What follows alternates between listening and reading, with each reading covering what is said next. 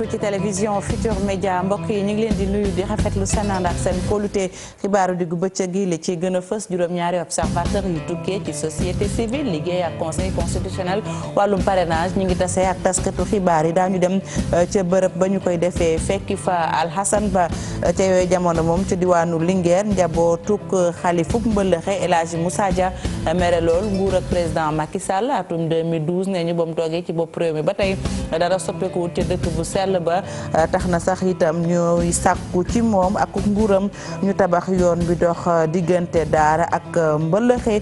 kat yooyu nag ñu yëkkati tax na ba sous-préfet bu yang-yang teewoon ca gàmmu ga dafa mujjee gedd jëli kaakeem dem yoonam feneen i ponk mbokk yi ca banlieue bu Ndakaaru ay gune seeni lim toll ci ay junni ñu bawoo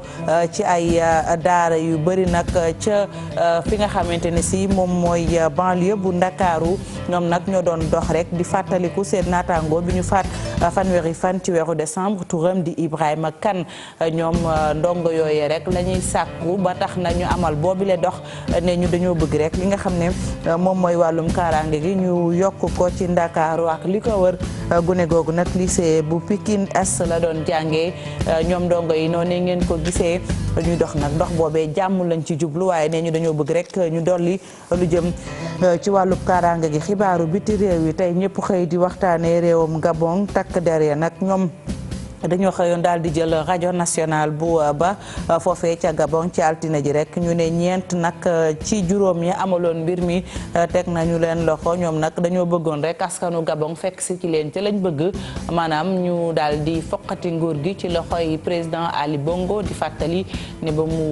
ba yaramam sutanteeg léegi yàgg na ba tax na sax fanweeri fan ak benn ci weeru décembre kàddu yi mu yëkkati jagleel ko askanu Gabon ñu ne bërëb fajukaay ba mu nekk la ko yëkkatee li ci yaag Mamadou Mouhamed Ndiaye ngeen taaxir lu mbokk yi ñu ñëw léegi faram fàcce.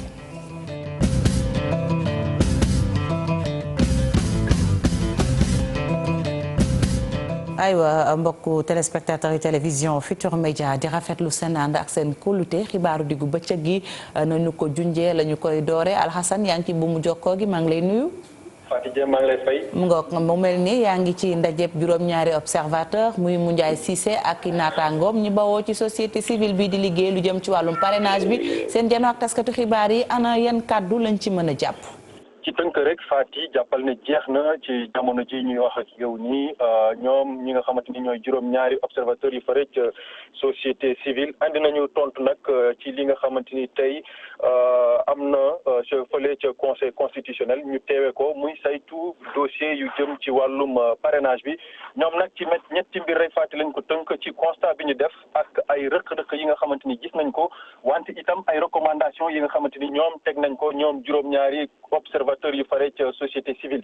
li ñuy jàpp rek Fatou ci ab tënk mooy ci lu jëm nag ci rëq-rëq yi nga xamante ni ñoom wax nañ ko moo di lu jëm ci wàllum pëccxoo gi nga xamante ni nemmeeku woon nañ ko mu jëm ci wàllum déposé dossier yi ñoom nee nañu loolu rëq-rëq foofu ñu xoolaat ko wante itam ñàkkum référence bi nga xamante ni tey jii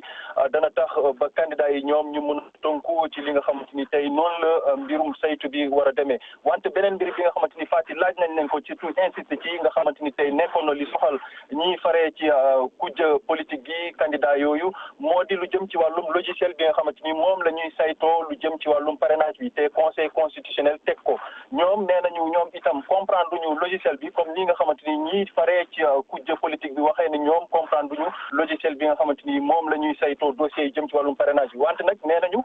loolu conseil constitutionnel moo am prérogative wut ki nga xamante ni ndaw li koy tegal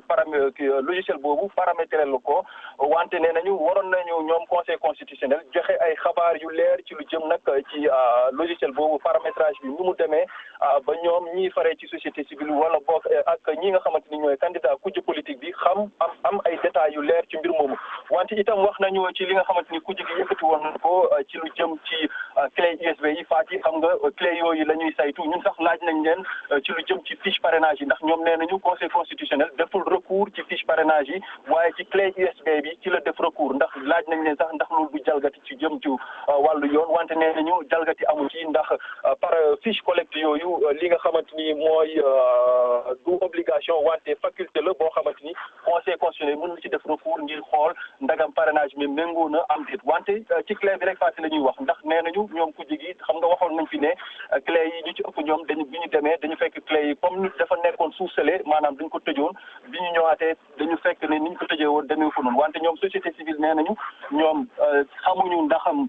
seen xam-xam yeggu fa amuñu xarañteef boobu pour xam ne exactement ndagam ubbi nañ ko am déet wante li leer ba leer mooy ñoom bi ñuy ubbi clé yi seen kanam la te niñ ko sëlee woon ñoom itam noonu lañ ko gisee wante xamuñ ci diggante bi ndax ubbi nañ ko am déet ay recommandation nag Fatick ci tënk rek très rapidement def nañ ko ñoom société civile moo di ne ñu fexe ba candidat yi ñoom conseil constitutionnel may leen ñu ñëwaat dellu si waat foofu ci institution bi pour gën a am ay xabaar yu leer ci li nga xamante ni lu tax ñu rejeté leen ndax boo xoolee rejet bi motif divers la ak li nga xamante ni doublon yi moo taxoon ñu rejeté ñenn ñi wante ñoom sàkku nañ ci conseil constitutionnel ñu may candidat yooyu delluwaat foofu saytuwaat beneen yoon ngool ngir xam exactement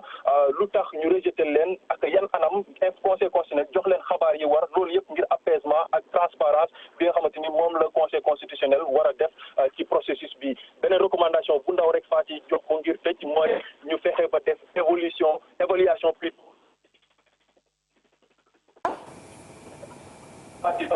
waaw Alhassane dafa mel ni dégg bi dafa xaw a naqare nga dellu si waat rek ci recommandation bu mujj bi rapidement. waaw Fatou très rapidement maa ngi doon wax justement très rapidement rek ci li nga xamante ni ñoom société civile wax nañ ko seen recommandation tëjee ko. mooy ñu fexe ba réviser buñ fi weesoo. lii di loi jëm ci parrainage bi ñu xoolaat ko def évaluation bi. ndax jàpp nañ ne ñoon donte loi bi ñoom ŋàññi wuñ ko kii wuñ ko wante nee nañu faw ñu xoolaat ko ndax nii nga xamante ni jamono ji noonu la mbir yi tëddee foofu ca conseil constitutionnel ci tënk rek Fati. jàpp leen ne lii lañ fi jëlee ñoom 7 sages yi lii nag. c'est plutôt observatoire yu société civile wante bii dans d'étable rek dinañ defaat beneen ndaje ak taskatu xabaar yi. xam nga suba la ñett ñooñu candidat yooyu muy maître Madické Niang Malick Gakou ak kii di.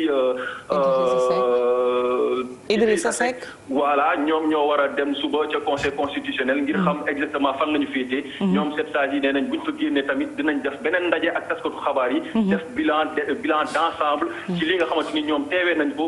fële ca conseil constitutionnel mu jëm ci dossier parrainage yi wante jàppal rek faat yi am na ci ay rëq-rëq ñoom yëkkati nañ ko. wax nañ ko wante loolu yëpp ànd nañ ci ay recommandation daañu ci dellu siwaat nu mu gën a yaatoo. incha allah suñu yeneen jotay xabaar. jërëjëf Alhassane Ba mu nekkoon ci ndajeeb juróom-ñaari observateur yi bawoo ci société civile bi doon liggéey lu aju ci wàllum parrainage bi taxaw seetlu bi lañ doon def tey jii ci suba daañu xam nag fu wànneen mujjee ki gëtëm ci mbirum parrainage boobu soxal ñett ci ay candidat muy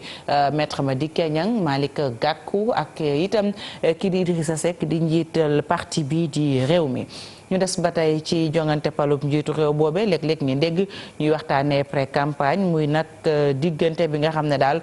moom moo jiitu lu aju nag ci wàllum campagne bi ki jiite gëm sa bopp di Maodo Malick Mbaye la mu gis rek daal mooy dañoo war a xoolaat mbir moomee dina tax nag ëttu tas xibaar yi di mën a jàllale publi reportage yi ak yenn ci wàllub liggéey bi ñu teewlu Maodo Malick Mbaye. dafa am loi bu wax ni pré-campagne bu jotee pendant 1 mois kenn dootul traité information politique ci wàllu propagande ak yooyu ma wax ni jamono day dox te jamono buy dox da ngay dox ak moom ñun man ci sama xel jàpp naa ni loi boobu am na lu muy xañ ci wàllu koom-koom organes yi mënoon nañu wax ni buy am tamit na nekk genre publicité mënoon nañu ko nangu public reportage yi mais jamono ji nga xamante ni internet am na lépp am na information yi da ngay toog fii muy daw jàpp nañ ni war nañu mën a daal waxaat ba nga xamante ni jamono loi bi nuñ ko méngeeg jamono wàññi diir bi tamit mënoon nañu wax 15 jours avant mais tey looy bañ mu jàll ci télé mi ngi jàll ci réseaux sociaux yi donc dañu jàpp ni daal pour gën a dimbali média yi jàpp nañu loi boobu mën nañ ci xalaataat ba ñëpp d'accord ci ñu xoolaat ko. mu doonoon Maodo Malick Mbaye bu gëm sa bopp kaddu yi suñu naataango Ousseynou Diop toogal ñu ca Ndar ak li ko wër moo ko taataan bu nu jógee Ndar ñu doxantu ba Linguère foofee njabootuk xalif bu mbëlëxee di El Hadj Moussa Dia kontaanuñu lool ci nguurug président Macky Sall mer sax la ñu fa def ba futu ne ñu caatum 2012 ba sunu joon yàlla tey du dara loo xam ne nguurug président Macky Sall def na ko ca boobilee gox di dëkk bu sell boobu di mbëlëxee tax na sax itam ñu sàkku aw yoon ñu tabax ko mu dox diggante daara ak mbëlëxe ñu gën koo xàll defar ko bu mu bees kàddu yooyu nag tax na sous préfet nee ñu bu yang-yang daal di gedd gàmmu ga amoon ca bërëb ba Serigne Habib Dia nekk tawub xalif bi yor itam kàddu njaboot gi kàddu yi mu ngi ko dénk ku ñu naan Modou Mbaye toogal ñu ca Linguère ak li ko wax. njaboot ak Alaaji Daawuda taalibe Alaaji Daawuda kontaan ci mag ndax defuluñu dara lépp loo xam ne lii li ñu defal ab sëriñ la xañ na ko Alaaji Moussa amul lenn 2012 ba léegi lu ne lii moo jóge ci chef de l'État ñëw ci alxalifa wala ci rakam ji waaye ñii la Alaaji Daawuda jur man duma ci dara waaye ñii la Alaaji Daawuda jur ay doomi Alaaji Daawuda duñu toog am koy incarné ak xilaafa ci doomi Alaaji Daawuda fu ñu koy teg Jibi Njaay boo demee neen aalu lañ sàkk woon daaw la ñuy sàkkwaat yoonu mbalaxa daara waay nañ ñu ko ñuulalal waay bu duggutoo nag ñaari kër yi diine yi ko seq di kër Alaaji Abdoulahi Mbeng ak kër Alaaji Daawuda waay xanaa juróomi commune booy dem yang-yang ci yoon wi ngay jaar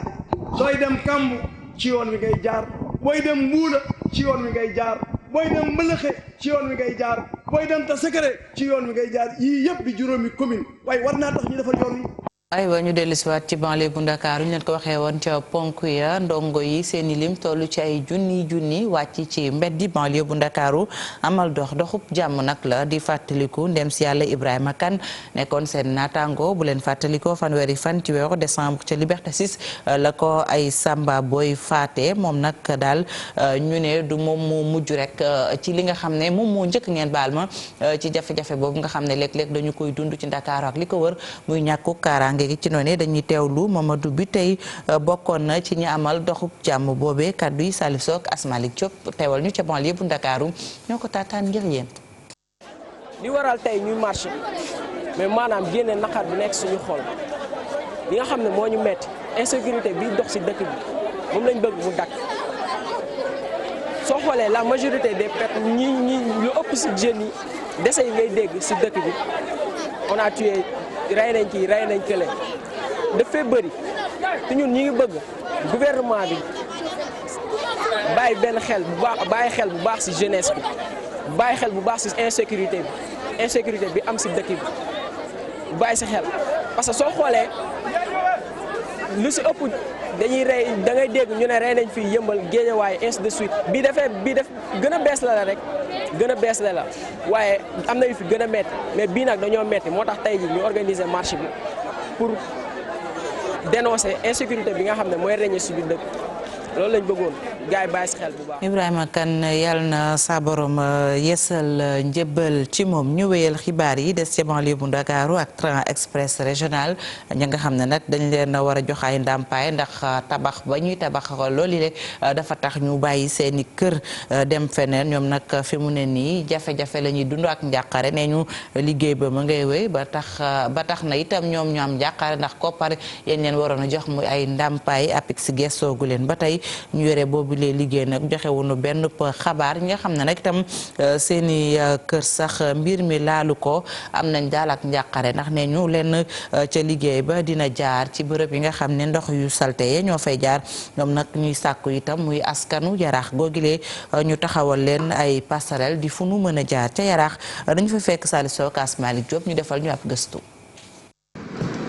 comme vous pouvez le voir gisoo à 2-3 mètres le train bi di jaar ci buntu kër gi. mu ngi ñëw TER bi romb buntu këram sorewu ko sax ak 2 mètres juróom benn fukki at ak ñaar la am nee na moom nangu naa toxu ndaxte gisatul ne mu ngi ci kaaraange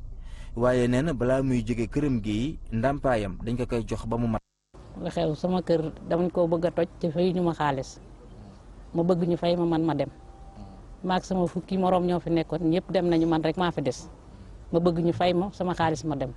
wax bi lii rek la na ma Macky Sall nekkoon na ma fay sama xaalis ma dem sama yoon. amatuma benn sécurité gis nga raay bi ni mu def kere bi ñuy def raay bi dañ maa suul ay xale yu góor fi ñëwoon di ma solli pour ma mën a génn gis nga buntu kër bi dañ koo jàll ay xeer def fi lépp aw ma fenn fu ma mën a jaar ay xeer laa teg sama buntu kër bu may dem dama ciy jog di génn mag mënul loolu na ma fay sama xaalis ma dem. jaar bi train express régional bi di jaar ci banlieue bi tax na ba bërëb yu bëri soppeeku na nañu meloon dëkkuwaay yi cité Yaraax ci la bokk ñi nga xamante ni ñoom ñoo fi dëkkee sax nee ñu ragal nañu ëllëg ci biir chantier yile jural leen yeneen jafe-jafe. mais dañuy ñëw fat ñu c'est éliminer servitude de passage bi ñu fi nekkoon ba pare commencé bugg a liggéey loolu mooy problème bi bon kër yi nekk yu fi des mur yi ñu toj defaruñ ko comme ni ngeen ko gisee ci film bi bon ñun am nañ réseau adduction d'eau bu nekk fii réduction de eau usée du moins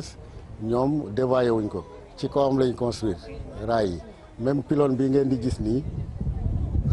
am naa ay photo yoo xam ne ñoom biñ ko gasee dañ toj tuyau bi ndox maa ngi woon foofu ci biir ndox mi lañ kuleti kii sookal kii pylône bi donc kër gi actuellement ñoom mënatuñu évacuer ndox ak même usines yi nekk fële ci kanam parce que réseau fii la jaar dugg ci biir. TER bi war nañ ko jël mu tàmbalee liggéey ci ayu bés rek la ñu xamle ñoom waa nguur gi. essayé bi ñu ko doon essayé ci dimanche bi tax na ba ñu bari nga xamante ni train bi daa jaar fa ñu doon liggéeyee wala fa ñu dëkkee woon te dàmpa guñu leen dañoo tiit di laaj ngir ñu jox leen gouvernement bi la mu warloog ñoom. Salif Sow jërëjëf ñu doxantu ba dëkk bu ñu naan Toubatoul ma nga ca département bu Thiès foofee jafe-jafe ndox la askan wa di dund ñu ne soxna yi sax tëdd cib lal wala boog teel a tëdd lu leen jafe lay doon dañuy toog yore seen i paan di xaar fu ndox am ñu dem wuti ko ba tax na sax itam ñu ne nañu yore OFOR di kër googu liggéey ci wàllum ndox mi tey na xelu askan wi woowilee askan nag mujjee ci wàccaay kaamil di ñaan borom bi indiwaatal leen ndox mi waaye itam jël nañ ay kàddu dénk ko ñu yore liggéey bi Cheikh Anta Diop say laatiix ay kilifa yi diine ba si sax kilifa yi aada génnoon ci penc mu mag mi nekk ci Toubatoul doon wàcce alxuraan jagleel ko nag askanu Toubatoul ci jafe-jafe yi nga xamante ne moom la ñuy dundee jamono yi nee nañ lootu nañu lool gisam ndox de lu leen jafe la te yenn ci ay forage yi nga xamante ne ñoom ñoo daan nandal Toubatoul yu ci bëri dafa paan. commune bi yëpp am na 96 villages benn forage bii pour benn dëkk la woon. pour ñu régler situation ndox mi définitivement Toubatoul il faut ñu dolli yeneen forage fan lañ war a def forage yi mooy diggante Kër Laman ak Mbéje war naa am forage diggante gàdd gu mag ak Sancu gàdd war naa am forage état bu bëggee dimbali nit ñi dañuy booleeg ñoo xam ne ñoo ñuy jox li tax ñu naan li tax ñu am ndox am na ñu nga xam ne 1h du matin la ñuy root am na dëkk yu nga xam ne at a ngi nii seen robinet xelliwul donc loolu moo tax ñu ne état bu bëggee dimbali du ñu utal société buy ñëw dina ngàcc dina yóbbu yaa ngi ci sa toolu baay di bay mu ne léegi yow loo bayati jox ma yóbbu sama kër léegi fay la li nga doon bay. nee nañ dafa am ay forage yoo xamante ne dañu ko yëkkati woon teg ko ci loxoy OFOR ñii di waa Aquatec la ñu ko jox waaye askanu Toubatoul nee nañ gisuñu ci seen bopp ba tax na facture yi nga xamante ne moom lañ leen indil nee nañ mënuñu koo fay. suñu position ñun waa Toubatoul dañ ni bu fekkente ni Aquatec la ñuy bëgg a bàyyi ñu jël fii waxuma la couper compteur yi mais nan dajji ko lépp yóbbu ko ñu dellu si teen yeeg leneen parce que nooteel dunoo jàpp ni weesu na ci Sénégal nooteel jeex na fi donc moom na jël ay bagaasam mu dem. ñi nga xamante ne nag ay kilifa diine lañ ay kilifa yi aada nee nañ ci fan yi di ñëw bu fekkee ne kilifa yi àdduwuñu ci daañu génn doxam ñaxtu ci Toubatoul. aywa Cheikh Anta Diop askanu Faraba itam la naqari Toubatoul moo leen mitti nee ñu ndox mu sell mu ñu naan mooy seen jafe-jafe bokk na ci itam la ko waral daal ay kaddu yoo xam ne dañ ko jëloon muy ay diggé yu amut rax ca dolli itam lëndëm këris lañ koy nekk bari na ndax courant itam dafa mujj jafe ci ñoom ñu ne itam lu aju ci pompe Ilel ña ngi koy tabax mu tëw egg bokk na ci seen i jafe-jafe Abdoulaye Diallo la ñuy fekk ci diwaanu Kolda. ñu nekk ca zone périurbaine bu commune Kolda te amuñu courant amuñu ndox mu sell askanu Faraba ak li ko wër ñoo mer bay futu mere nguurum Sénégal ñu ngi ko xamle ca seeni assemblée générale biñ fi amal. jëlal woon suñu ñàkkar ni ñun Sénégal émergent bu ñuy wax ñun bokkuñu ci Sénégal énervant lañ bokk. maa ngi lay waat Faraba mu ngi nekk benn quartier benn secteur bi nga xamante ne Kolda la nekk secteur bi nga xamante ne moom moo abrité centrale électrique mais centrale boobu njëriñuñu lu dul ay bruit yi bu ñuy def. lu ñu comprendre zone bi abrité centrale depuis 1974 ba léegi amul électricité ma rappelé nag du zone bi moo fekk centrale mais centrale bi moo fekk zone bi loolu nag responsabilité sociétale de l' entreprise lay indi donc entreprise bu ne am na responsabilité bu mu nar a am ci wàllu social donc wàllu social boobu war na permettre Senelec ci boppam waxuma état mu électrifier zone Faraba. ñoo ngi fàttali nguur engagement yi ñu fi jëloon bi ñuy amal conseil des ministres décentralisé bu Kolda en 2013. président de la république nag jël engagement ak ministre am mooy ministre Aly Ngouille Ndiaye bu fi nekkoon ministre de l' énergie dans le cadre du conseil des ministres décentralisé ñu ñëw fii ñu dajeek moom ñu waxtaan ak moom mu ñëw ci zone bi visiter zone bi mu ne nag ne serait-ce qu'une question d' équité yemale ne serait-ce que yemale zone Faraba war na am électricité. liggéey pont Ilel yu munta yegg dafa bokk ci li ñuy joytu. voilà pont Ilel nag moo gën a garaaw mais pont boobu def na fukki at ak lu ci topp ndaxte depuis 2006 la pont boobu bu élection yu jub si da ngay gis ay ñett manœuvre ak ñett buret bu élection yi jàllee dem boo xoolee chaque élection benn poto la ñuy coulé. askanu Faraba ñooy xamle ne dañoo sonn dañoo tay ci ndox yu salte yi bàyyi ko ca morgue hôpital régional bu Kolda tey sotteeku ca seeni gox te message bi dañoo jàpp ne ab avertissement la bi ñuy adressé directeur hôpital régional bu Kolda. aywa Abdoulaye Diallo ñu sant la gërëm la waxaat ci leneen muy communiqué bu SAR société africaine de raffinage mu aju nag ci wàllum essence bi nga xam ne nag gaalu looco yi dañu koy soxla ngir dem géej ñu ne nag dañoo nemmeeku ne dafa am ci yenn bërëb yoo xam ne jafe-jafe la fa maanaam daal gis ko wala boog taxaw ko fa yombee noonu ñu ne nag bokk na ci li ko waral SAR nag fi mu ne nii loolu ñu naan produit noir ci la gën a ajub liggéeyam. mu bokk nag ci li tax ñu def ko ne ñu Senelec daal ñoom ñoo soxla ay mbir yu am solo ci wàllu woowee mu aju ci wàllum diesel bi ñu ne daal bëgg-bëggu Senelec yooyu moom moo xaw a yokku ba tax na sax nag ñu daal di xoolaat mbir yi bu baax a baax SAR ak ñi muy liggéeyandool ci wàllum hydrocarbure ñu daal di fexe rek ba lu jëm ci essence ordinaire bi ñu gën caa taxaw la ñu bëgg rek mooy lu jëm ci wàllum napp gi rawatina napp yi aju ci gaalu looco fii ci réew mi ñu gën caa taxaw ñu gën koo xam ci pêche artisanale ñu ne nag fanweeri fan ak benn ci weeru décembre atum 2018 ba tey juróom-ñaari fan ci weeru janvier atum 2019 kër googu di SAR nag daal dinay andi rek ci marché bi lu toll lu ëpp 2 junniy mètre cube ci essence bi nga xam ne gaalu looco yi dañu koy soxla ngir dem géej nappi ñu ne nag production boobu des na ko gën a wéyal ngir rek daal ba mbokku nappkat yi ni ñu ko bëggee ñu amee ko ñi ñu ne nag daal fi mu ne nii bu fekkee ne itam ay jafe-jafe dina am jafe-jafe yooyu du yàgg ñoom SAR nag ñu ngi dalal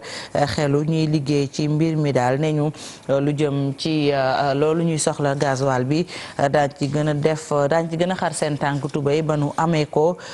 nanu ko bëggee rawatina ci station yi nekk ci booru tefes yi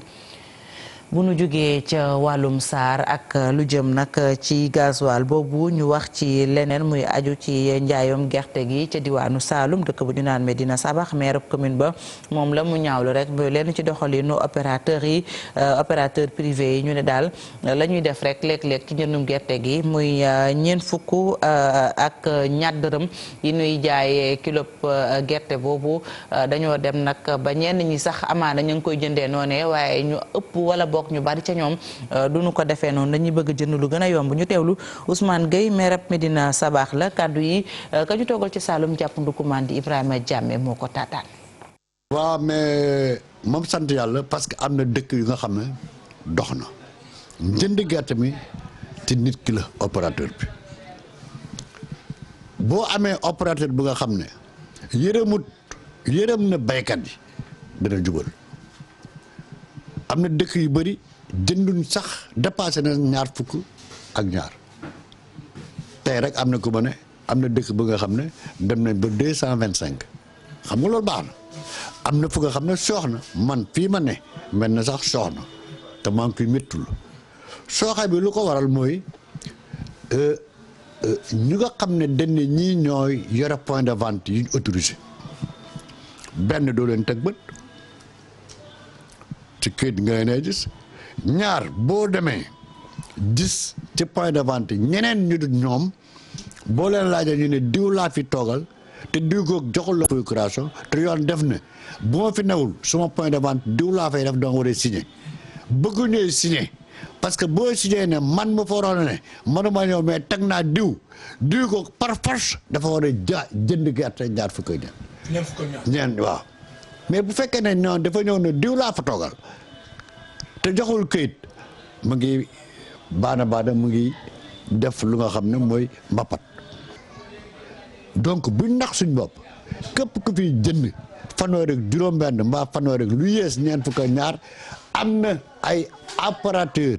yu nguur gi agréé jox leen xaalis ñu génnee ko da ko tasaare pour ub bénéfice boobu loolu mooy jox ko baana loolu mooy fi am. aywa ñu doxantu ba diwaanu Ziguinchor ak conseil municipal ba ñoom daal dañoo daal di jël rek benn mbedd foofee ca gox ba daal di koy tuddee Idrissa Seydi ñu ne doomu Casamance la bu fa liggéey bu rafet bàyyi boo way bu rafet ndaje ma nag ña fa teewoon bokk na ca ak njabootam Boubacar Diassé Lamine Mandiang ñoom it wute wuñ ko woon.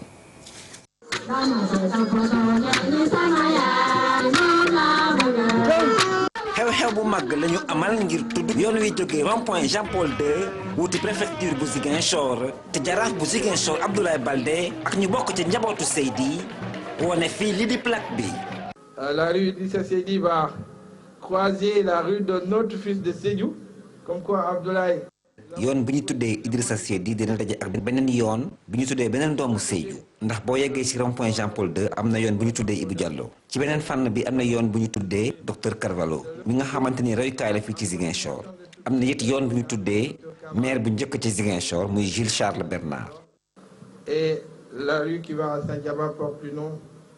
du deuxième maire, le premier maire de la ville de Ziguinchor qui est Jules Charles Bernard. njabootu Seydi di rafetlu li ni mel. Monsieur le maire de la commune de Ziguinchor, l'honneur que vous nous faites. yow maire bu Ziguinchor sargal bi nga ñu sargal bay jox tuuru suñu papa yoon wu màgg ci commune bi wax dëgg yàlla lu ñu neex la daf ñuy fàttali suñuy warugal ngir li ñu fi suñu papa bàyyi.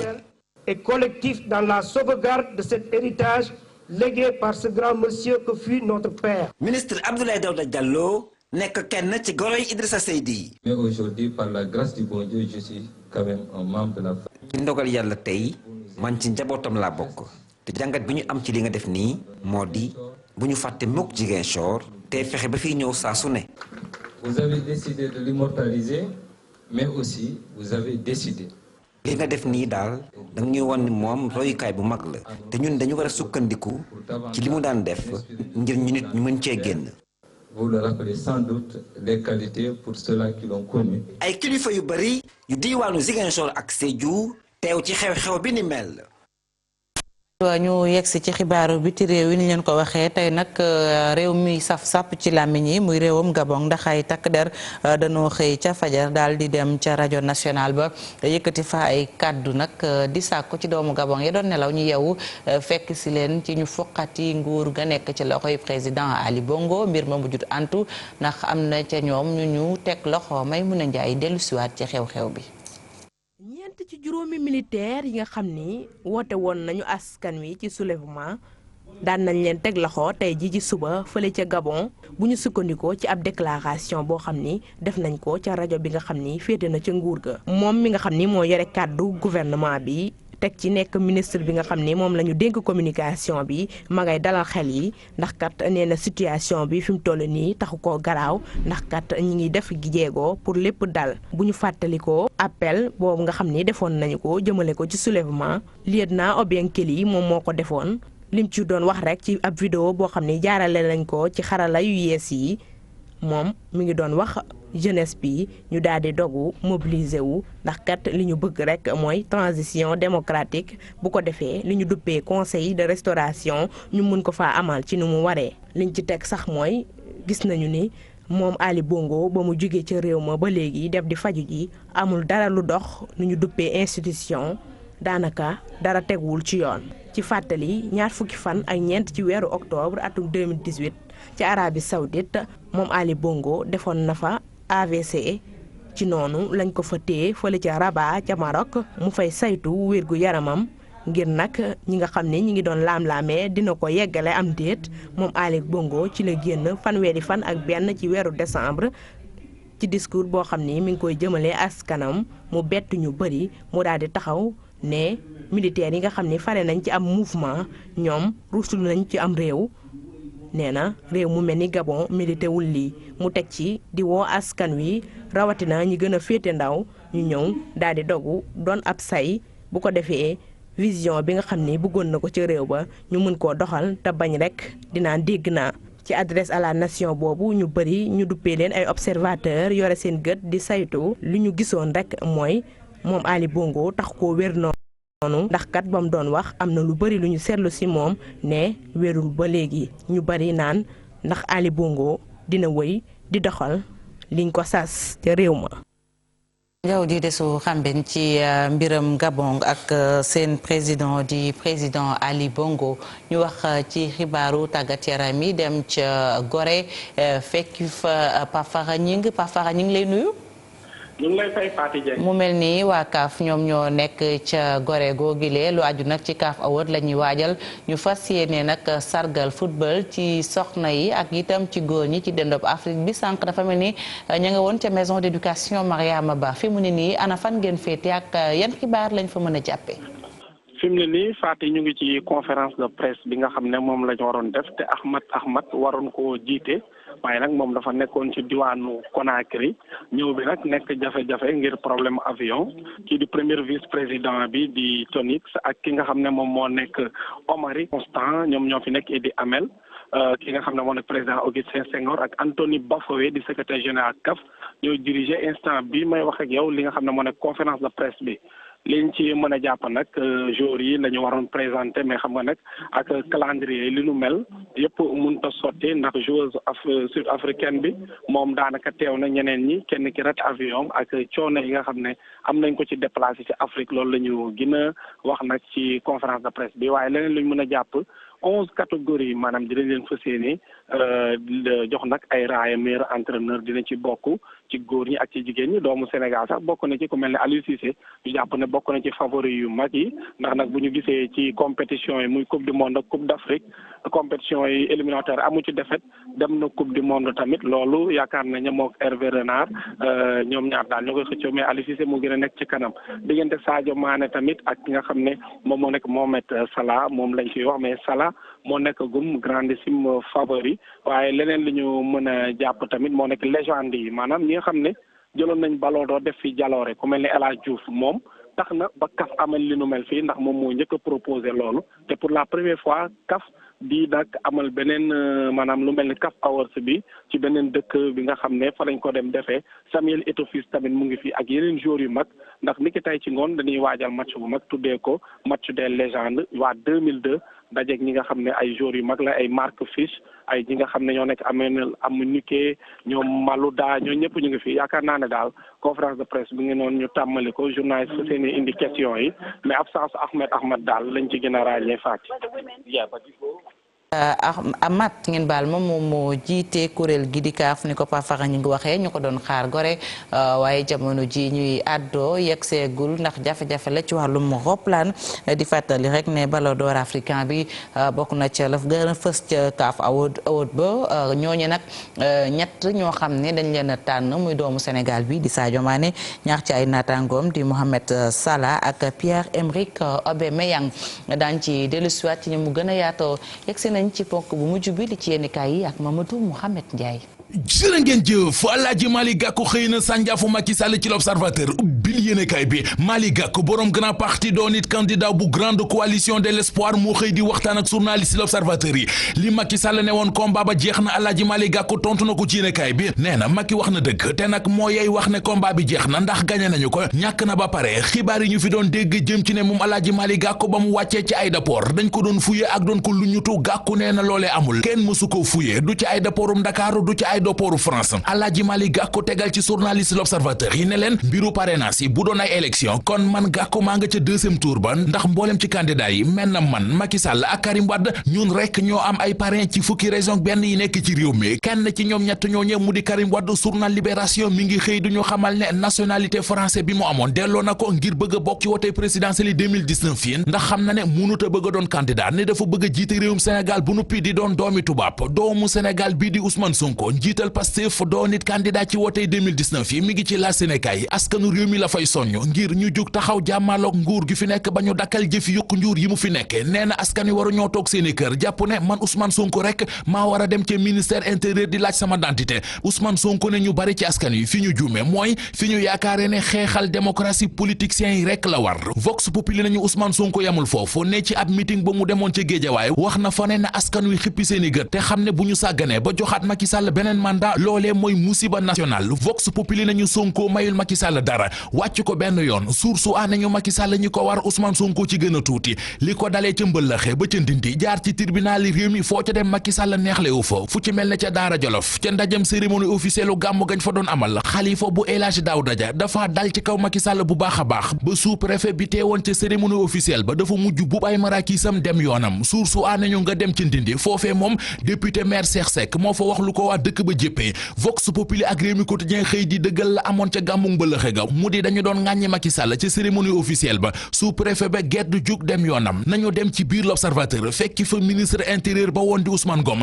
yéenekaay bi nañu dañu ko invité woon démb ci RFM ci émission Grand Jury foofee fa la waxee ne li Macky Sall bàyyi Aly Ngouille Ndiaye ministre intérieur muy organiser élection yi lu baax la wax na fayit ne du bëgg a rëcc ci ay cour répression enrichissement illicite moo tax mu dem ànd jeeg Macky Sall ne bañ na ko ba moom Ousmane Ngom aw turam mësee su ko tudd ca cour répression enrichissement illicite Le Quotidien nañu maître Ousmane Ngom wax na démbit ci émission Grand Jury ci rajo Futur Média ne bi Abdoulaye Wade jëlee organisation élection yi ci moom dem na ba xamal boppam ne njuumte lu mag la def Aïssata Tall Sall nu muy def léegi gannaaw ba ko conseil constitutionnel kale tontu li mi ngi ci xët mu njëkk Le Quotidien moom maître Aïssata Tall Sall borom Oser l'avenir nee na dàqul dem jàppale ji benn candidat waaye bala mu cee dugg da koy xalaat bu baax a baax la Sénégal nañu ci candidat yi mu fas yéene dem jàppale ji moom Aïssata Tall Sall génne na ci Khalifa Sall ak Karim Wade ci Les Échos mu nañu fa amul sikki sàkk ci ne conseil constitutionnel dañu ko manipuler Aïssata Tall Sall ne bari na ay kilifa diine yu nekk ci réew mi mayuñu ko jàmm benn yoon ñoo ngi koy teg pression guddeeg bëccëg ngir mu dem ànd jeeg Macky Sall waaye loole du ma sa am nañu wax ci li am ci xët mu njëkku record mu di wàllu tàggat yaram